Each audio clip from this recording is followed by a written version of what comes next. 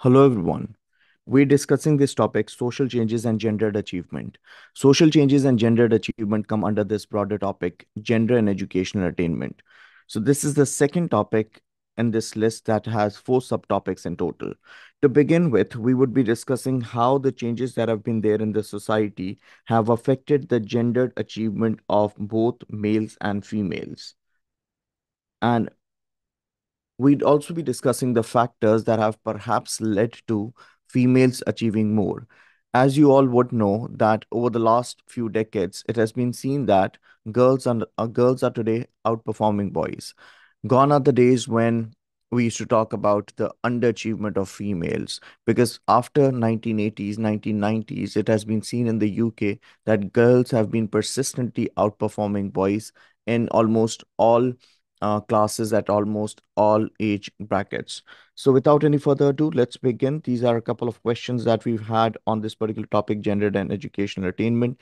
Just in case you haven't had a look at them before, you might as well pause and read through these questions because this would give you a better understanding as to what sort of questions we've had on this particular topic, gender and achievement and educational achievement in the last 3 years.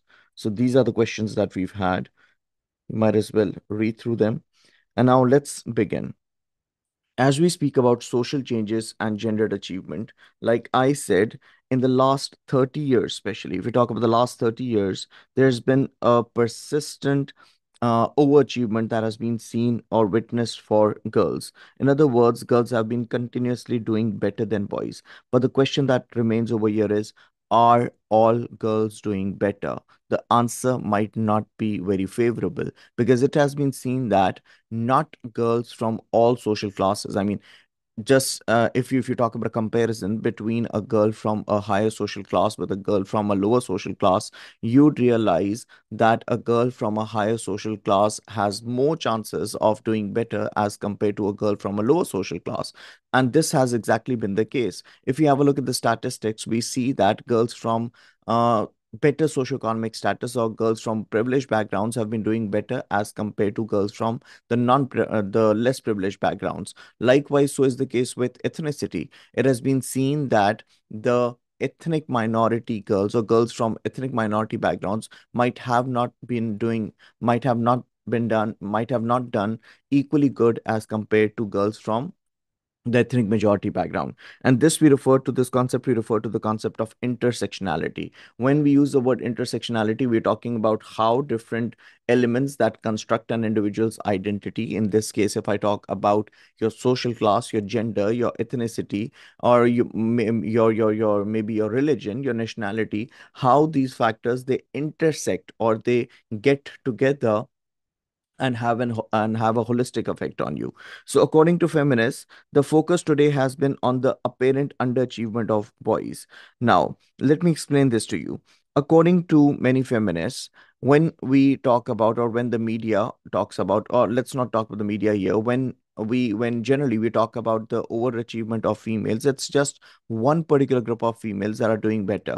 Instead of uplifting the girls who are still not doing well, what the media talks about today is the underachievement of boys. So instead of focusing on the accomplishments of girls, even if it is some girls and not all, instead of working towards the uplifting of the girls who are still not performing well, many feminists see that the focus has unduly been on the underachievement of boys, which, of course, I mean, it's not only the focus being on a particular issue means resources being allocated for it. So, taking this ahead, number one, if we speak about Francis and Skelton, they're feminists.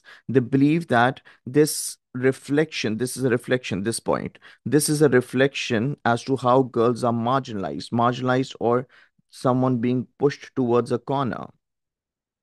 We're using the word marginal over here. What does the word marginal mean? Marginal comes from the word margin, right? Whenever you're drawing a margin is always drawn towards a corner. So any group that is pushed towards a corner, any group that is considered to be a powerless group within a society is referred to as a marginal group. According to Francis Skilton 2005, this is a reflection that girls are marginalized and their outperformance is simply ignored.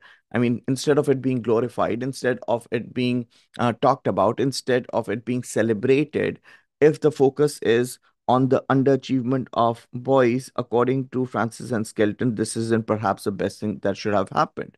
Now, if we move on and talk about the factors, if we move on and talk about the factors that have probably had their role to play in terms that have probably had their role to play in terms of improving the education achievement of females. To begin with, the first reference that we could bring over here is the change in terms of the attitudes that girls had, or the change in terms of the expectations that have been there from females. So there was this study that was conducted by radical feminist Sue Sharp. Sue Sharp conducted a research in the 1970s, and then she conducted a research in 1990s again. And this study by Sue Sharp, I'm sure you've heard of this before as well. So Sue Sharp, she conducted research back in the 1970s, and she conducted research again in 1990s. What she found out was that the way young girls were prioritizing things in their life back in the 1970s had now changed in 1990s. Because when she was collecting a data in 1970s, what she found out was that the way girls used to show their preference towards different things, or the way girls used to prioritize different things, they always had love, marriage, family, husband, children up in their priority list, and then came their jobs, career, and maybe economic independence. However, when she conducted a research after around 18 to 20 years, what she figured out was that these priorities now had changed. So girls were now showing preference towards, or they were now prioritizing their jobs, their careers. And of course, if you're prioritizing your job and your career, you're looking forward towards economic independence. And for all of this, you need to work on educational attainment. Now, moving on, another key thinker that we would discuss over here, Francis and Skelton. Again, remember, we've spoken about Francis and Skelton good 2 minutes ago. So, according to Francis and Skelton, parents expect examination success from girls. Parents now have been expecting examination success from girls. And even in some cases, she found out that girls are made to believe that they've never been good enough. So, if parents today, I mean, the first thing is a good thing. The first point is a good thing. The second, perhaps, is not, because this could discourage someone too. So, if parents today have higher expectations from girls, this, if taken in a positive manner, can result in girls actually performing better, girls actually doing better than boys. Taking this ahead, moving on to another point that could have possibly played its role. This is in terms of the women's movement and feminism. Now, there have been several women's movements in these last 60, 50, 60 years, and these women's movements, or these movements primarily led by females, have been able to bring in changes in the legal system. Now, how is it that these changes in the legal system have made things better for girls, which has consequently resulted in girls doing better in education? Now, for instance, if I may say, today girls have an equal opportunity, legally at least, in their education. So if the legal system is ensuring that girls receive an equal opportunity, that would automatically means they stand a better chance when it comes to getting employed, right? Which again increases the chances of economic independence. And if you're talking about economic independence over here, if you're talking about girls not having to depend on anyone else, in this case, let's talk about a partner, don't you think that would automatically increase their self-esteem? So this could perhaps been a reason. There have been several global movements as well. Young girls today see an incentive and a direction guiding them towards a better future. An incentive, what incentive could this be? Economic independence is one out of many others. Along with that, girls today I mean, everyone wants an identity, and a professional identity is always a good thing to have. So young girls today have an incentive. Like, what I'm trying to explain over here is, it's not, I mean, yes, money matters, yes, finances matter, but at times it's not only money. At times you are working because you want a professional identity. You probably want to become a doctor, not because doctors earn a lot of money, but you want the world to see you as a doctor. You want the world to see you as a successful entrepreneur. You want the world to see you as the top notch a consultant in town, and there's so much more. So young girls today have an incentive and a direction both that guides them towards better future. And we it wouldn't be wrong for us to believe that there have been many global movements that have played quite a role in this. Taking this a little further, is if we speak about the third factor, if we're speaking about the third factor that has perhaps resulted in the that has perhaps resulted in girls doing better as compared to boys. Over here, we could speak about the changes in the labor market. As we speak about the changes in the labor market, there have been we're all aware our societies have changed, our societies have modernized. There has been a lot of technological advancement, and this technological advancement is this modernization of our societies, this deindustrialization, this increase in the service sector has led to a change in the labor market, a change in the labor market. And this change in the labor market has perhaps led to females having better employment opportunities. And guess what? You would want to work only when you know that there's some work for you to do ahead, right?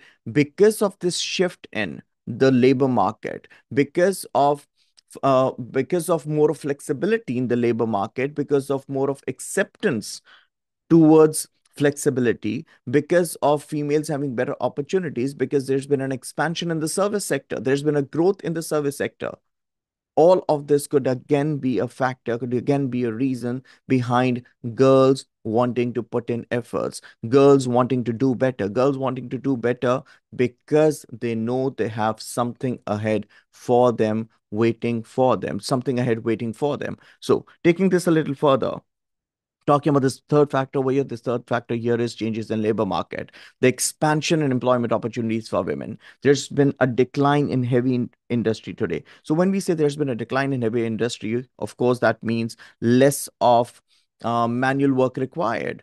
And if anything, see, if we talk about if I say girls today, if I talk about a comparison between males and females, we're all aware this is established that males have more physical strength as compared to females, right? So over here, when there's been a decline in heavy industry, when we probably do not need enough of strength or manual work, and at the same time, if there's been a growth in the service sector, if at the same time employers are allowing more of flexibility in terms of working hours, there are many people who today work from home. Now all of these improves your chances, all of this improves your chances, or your chances of success ahead. All of this improves your chances or brings in more of options for you to put the education to the right use. Now these changes in the labor market could perhaps be another factor that has led to female overachievement. According to Francis and Skelton, again for the third time in a row, many girls today are looking forward to jobs that require degree level qualification. Jobs that require a degree level qualification. Now, when I say girls, now when Francis and Skelton say many girls today are looking forward towards jobs that require a degree level qualification, that automatically means they have a reason. They have a reason to do better at school. They have a reason to perform better at examinations. Taking this ahead, moving on to another factor. Now, this very important factor that we have over here is individualization and risk society.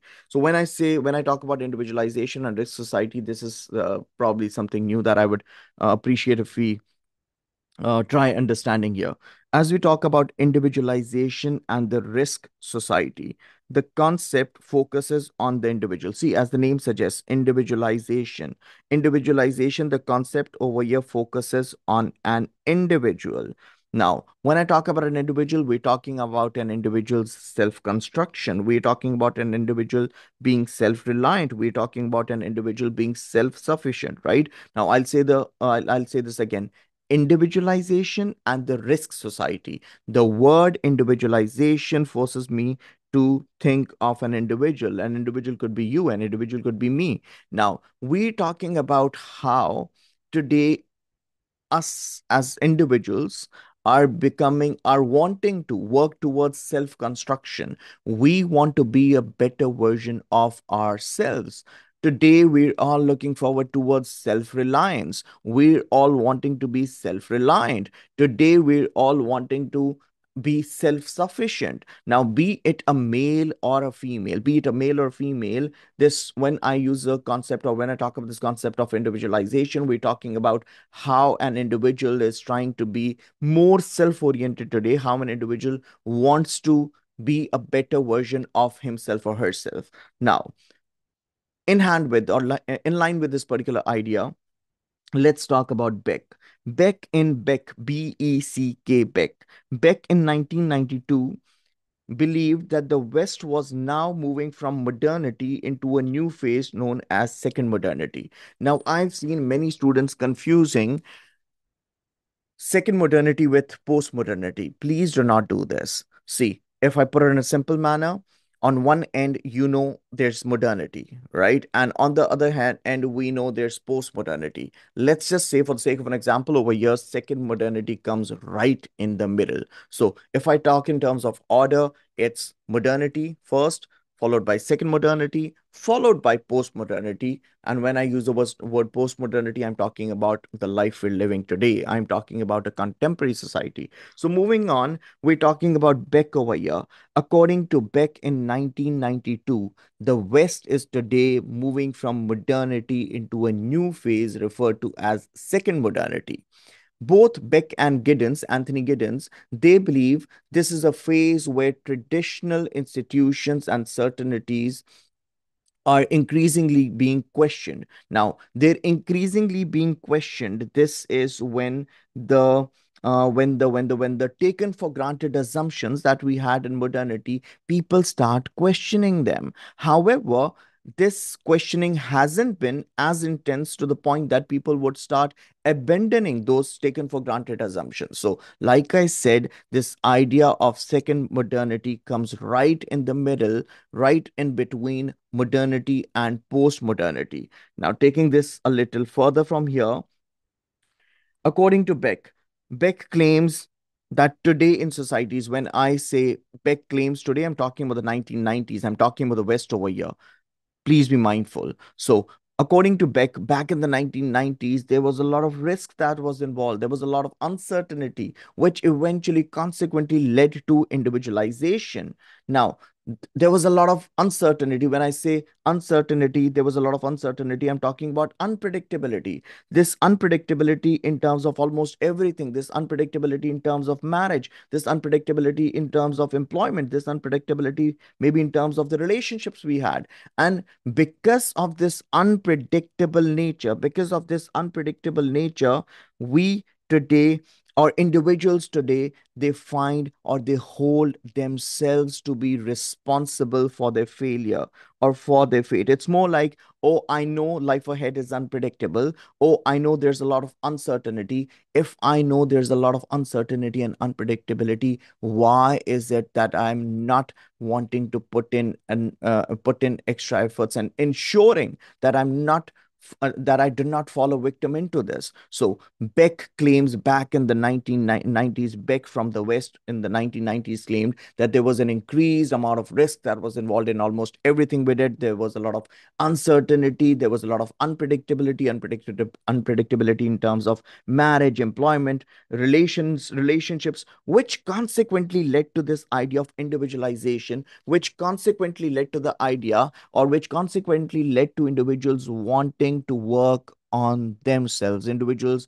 wanting to be self oriented, individuals wanting to be self reliant. So today, that is back in 1990s from the West, Mr. Beck, he thought individuals were being individuals were considering themselves for to be responsible for their own actions. Females were at the forefront of individualized self. Now, this is what has to be kept in mind over here. Females, Beck believed, were at the forefront of individualized self. Along with financial independence, females today seek an occupational or a professional identity too. I just mentioned this a couple of minutes ago. At times, it is not always enough for you to just earn money. You're looking for something more. You're looking for some sort of intrinsic or inner satisfaction. And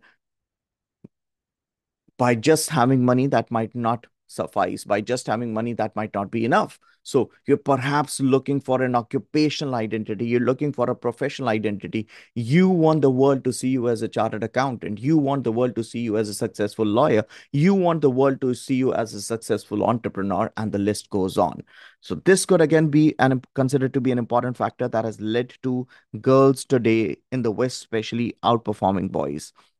Now, taking this a little further, if we talk about Francis and Skelton again, according to Francis and Skelton, females today see their chosen career as their professional identity. Females today see their chosen careers as their professional identity. This is a way to future intrinsic fulfillment and not just a stopgap before marriage. Now, this stopgap before marriage idea or example, this suits our society very well. We've seen how young girls, they work, they put in a lot of effort, they get the best of degrees, they end up being on the dean's list, they end up being gold medalists, but then very soon they realize that the period of, let's just say, occupational or professional identity, when they actually got done with education and started working, this was a very short term period. This was for very little time,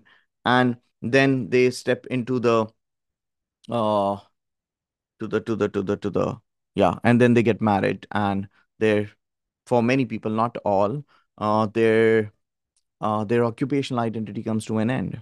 I mean, you probably have a degree in medicine, but then you're not practicing medicine, maybe. So, taking this a little further, according to Francis and Skelton again, females today see their chosen careers as their professional identity. So that's a change, is it not? As a way to future intrinsic or inner satisfaction, and not just a stop gap before marriage. This is deep if we understand, and not just a stop gap before marriage. Taking this a little further from here, moving on to another factor. Now, as we've spoken about the overachievement or the better performance of females, let's talk about the educational achievement of boys over here as well. So we have statistics that reflect that males have underachieved, especially after 1990s in the UK. The question that arises over here is this underachievement across board? Now, what do I mean when I say is this underachievement across board? What I mean over here is are all boys underperforming, or is it just a particular group of boys who's underperforming? So the question that rises over here is, are all boys underperforming? All boys, regardless of their social class to begin with, are richer boys, or are boys from a better privileged background out underperforming too? So question mark. There's a huge question mark there. Is this underachievement across board, or is it just the working class boys who are underachieving today? One. Number two, and if it is just the working class boys who are underachieving, so why was the case with, and so was the case with working class girls? So see, it's very simple. When the media, when the politicians, when policymakers, there's a hue and cry between them, amongst them, about males underachievement. The question that rises over here is it all males that are underachieving? Or is it just a particular section or a subset or a particular social class of males that are underachieving? And if there's a particular group of males that are underachieving, guess what? So is the case with females. Taking this ahead, if we talk about the overall rate of improvement for boys and girls, girls have improved at a faster rate than boys. According to Francis and Skelton, that is where the problem begins. I mean, not a problem. If you, I hope you did what do you call it, sense sarcasm over here. According to Francis and Skelton, because girls today have shown an improvement at a faster rate as compared to boys, this is what has led to a moral panic. This is what has led the press, the politicians, the policymakers to to start showing their concern over how and why boys are underachieving, especially in the USA and the UK. Taking it a little further, if we move on and we talk about the factors, if we move on and we talk about the factors that have led to the educational downfall of boys. Now, the factors that have probably been the reason why boys are not doing or why boys are not maybe improving at the rate that girls are showing an improvement at. Now, as we speak about these factors over here, we see that schools are seen by many as a place where boys usually construct their identities. Not only construct their identities, the identities are reinforced into their masculine identities too. Now, let's understand this. We're talking about the factors that have led to the educational downfall of boys. Full stop. This is a topic that we bring in under discussion here. Many people, another thing, okay? Many people see schools as a place where boys typically construct their identities. Not only do they construct their identities, they reinforce their masculine identities too. And this is probably where anti school subcultures emerge. This is probably where anti school subcultures start developing. So, according to Carolyn Jackson in 2006, this laddish behavior has spread to boys from both working and the middle class, and to some extent girls too. Now, remember, this word lad was initially used by Paul Willis. Paul Willis, in his infamous research that he conducted in 1970, he wrote a book, in fact. He wrote a book in 1977. The name of the book was Learning to Labor. And this entire idea of laddish behavior over here refers to not showing interest in education, not prioritizing education, being careless, having a laugh, being disrespectful towards authority, maybe, so on and so forth. So, if I take this a little further, I see that if I take this a little further, according to Carolyn Jackson, Jackson believed laddish behaviors have spread to boys from both the working class and the middle class. Because remember, the research that was conducted by Paul Willis in the 1970s was based on a working class sample. The research was conducted in a school that was located in a working class area. So something that happened that something or yeah, something. I think the word something suffices over here. Something that happened back in the 1970s. If you're comparing that with a research that was conducted in the mid 2000s, that is 2006, according to Jackson, this laddish behaviors have spread to boys from both working and the middle class, and to some extent to girls as well.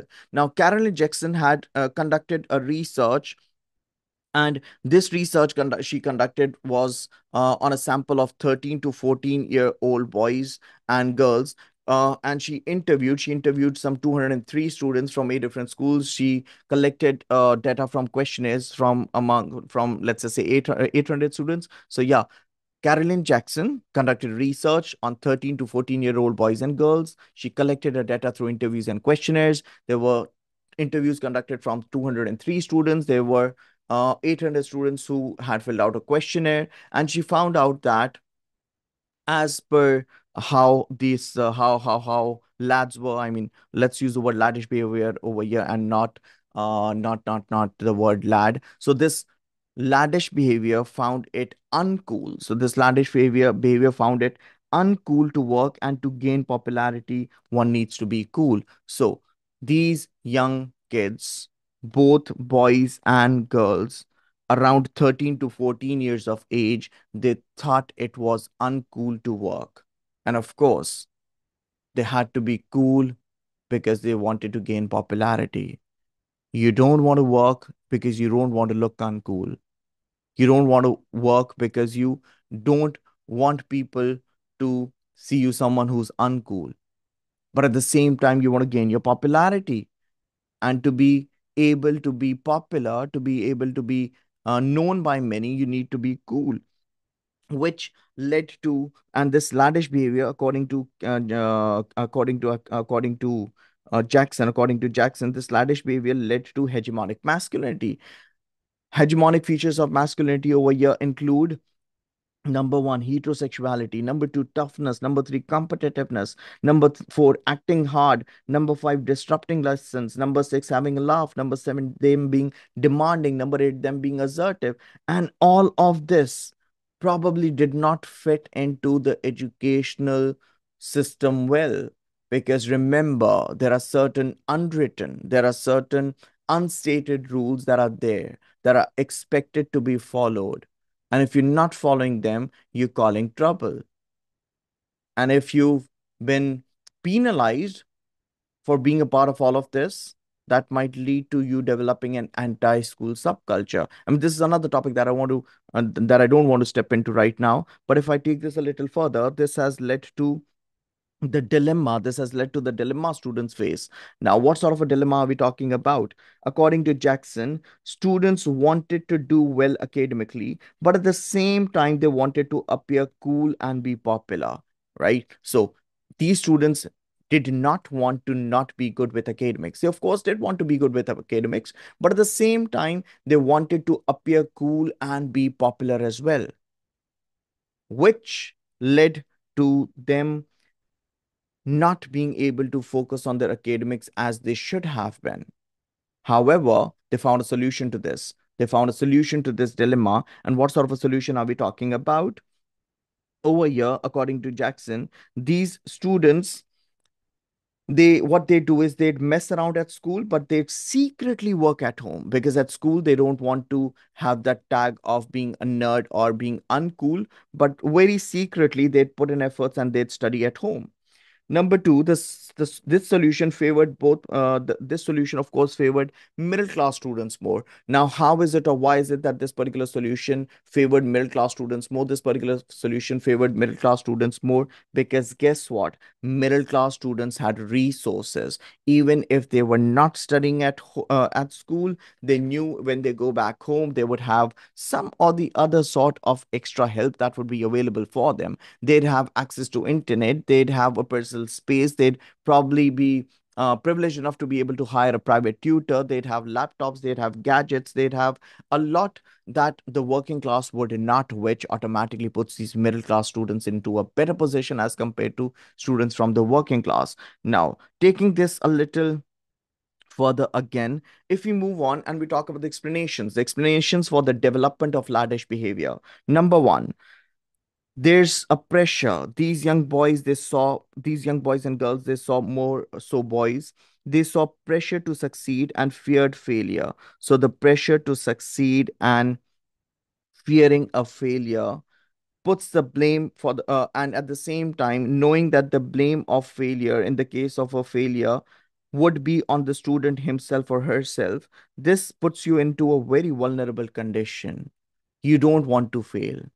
Yes, as a student, because you're young, you don't realize, but as a student, you know that you don't want to fail, or no one wants to fail. In fact, why a student, be it a student or an adult, a grown up, no one likes the tag of a failure. So, having the pressure to succeed and at the same time fearing failure could be a reason that has led to these kids being the way they were.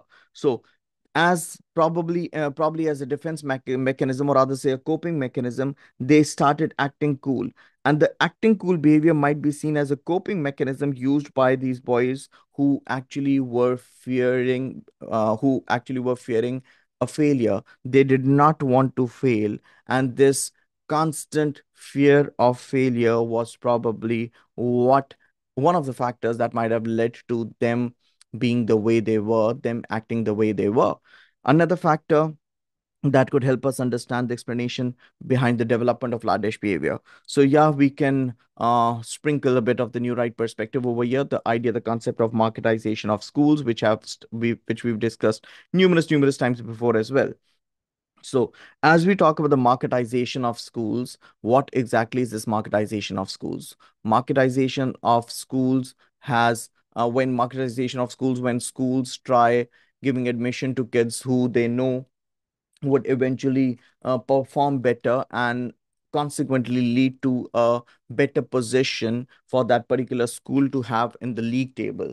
Now, I don't want to get into a lot of detail over here, but according to the 1988 Education Reform Act, the pupils were given an option to choose the school of their choice. I mean, there's more to this as well. I'm just trying to help you recall this at a service level, a surface level, and which led to the marketization of schools. And the marketization of schools over here, the idea is that schools would get their funds according to the number of pupils they have, and for students to have for the schools to have rather adequate amount of students, they would want to attract more students. To be able to attract more students, they would want their name higher in the list and the league table. So you as a school would want your name up right at the top in the league table, so that you could show the world, so that you could show the parents that your school is actually doing better than the rest, which consequently would lead to more and more of admissions. So this isn't something that we did not see across. I mean, oh yes, we witness this happening around us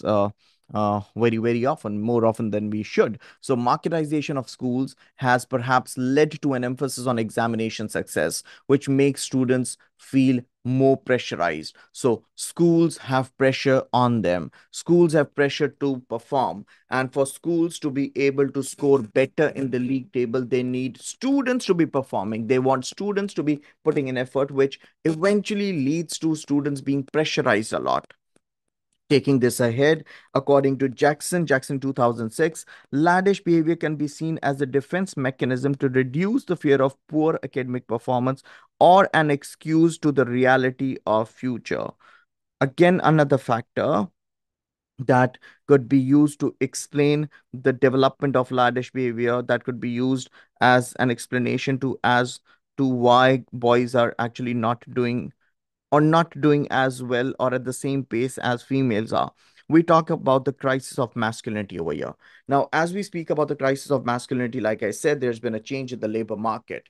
And this change in the labor market has actually led to an increase in male unemployment. There's an increase in male unemployment today. The jobs that were once there for males are disappearing, which has consequently led to working class men feeling threatened because the jobs they used to do are disappearing, they're blurring away. There's been advancement in terms of machinery, technology, service sector, which has led them, which has put them into a very vulnerable condition or a position, because the jobs they used to do, they're getting outdated. The skills they had, they're getting outdated, which eventually means it's just a matter of time. It's just a matter of time. They would eventually end up becoming unemployed. And this uncertainty has led to, I mean, it has come down all the way to working class boys at school as well. Now, when these working class boys at school, they see that there's so much of unemployment, they see a bleak future ahead. They don't really see having many jobs ahead for the work, for the skill they have today. So working class boys experience uncertainty over their future. According to Jackson again in 2005, this laddish behavior could be a response to the threat of traditional identities, an attempt to restore their sense of masculinity. Remember the crisis of masculinity. I've explained this before in an earlier lesson, and you must have studied this before in your AS as well. So this we're referring to as the crisis of masculinity. Taking it ahead, let's move on and talk about educational aspirations and the attitude towards and the attitudes. So there was this study that was conducted by Rampino and Taylor in 2013 and 2015. This research was in this research, there was sample collected from 13 to 15-year olds, and the data was collected through self-completion questionnaires.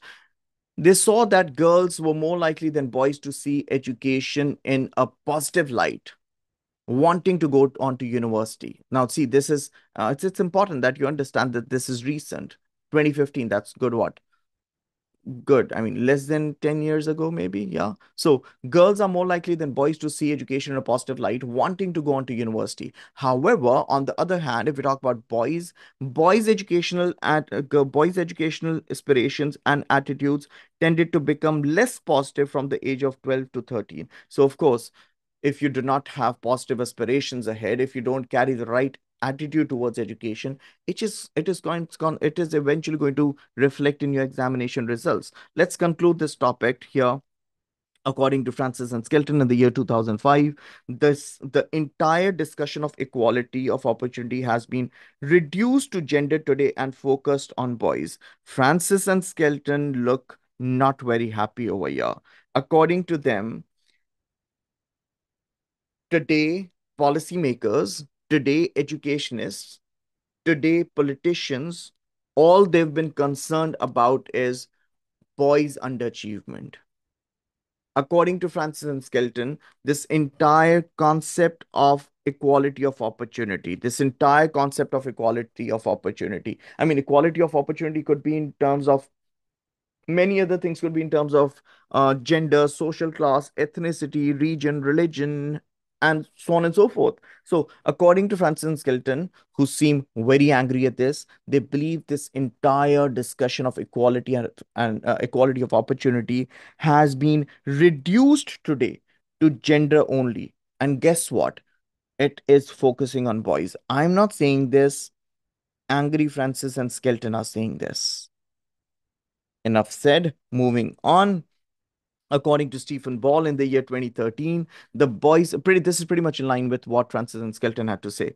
So according to Stephen Ball in 2013, the problem of boys underachievement is a working class problem and an ethnic minority problem, but it has been generalized to boys overall. So according to Stephen Ball, pretty much in line with what Francis and Skelton had to say, there's a problem. Okay, fine, we accept that, but this has more to do with differences on the basis of social class and differences on the basis of ethnicity, and it has been made to look like it is a problem that boys overall are facing. So I hope this was helpful.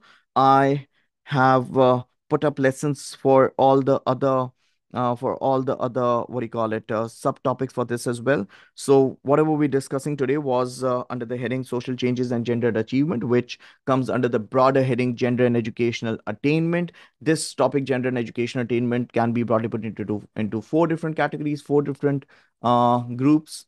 The first has to do with gender socialization and education attainment. The second has to do with social change and gendered achievement. The third has to do with gender and subculture. And the fourth one has to do with teachers' expectation and gendered classroom behavior. I hope this was helpful. Thank you.